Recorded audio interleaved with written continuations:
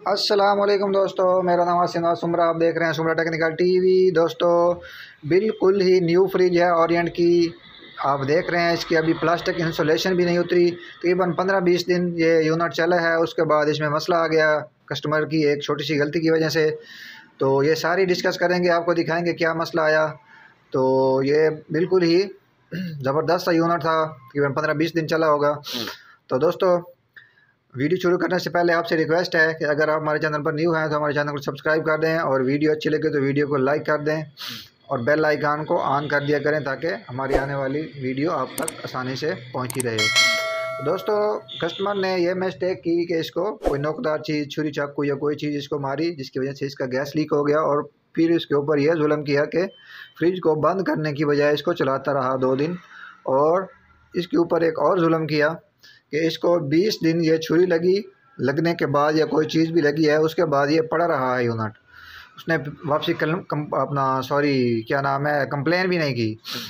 तो जब इसने कंप्लेन की तो छुरी लगे हुए को तकरीबन कोई 1 माह गुजर चुका था।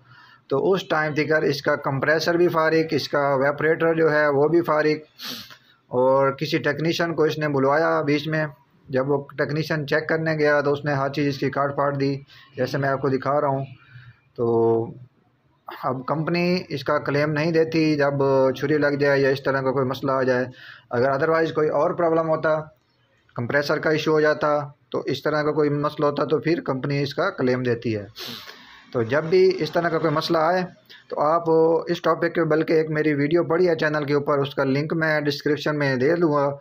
आप वो वीडियो देख सकते हैं कि जैसे ही छुरी लगे आपने क्या करना होता है, जिसकी वजह से आप अपनी फ्रिज को सिर्फ 5 या 10 मिनट में ओके करवा सकते हैं।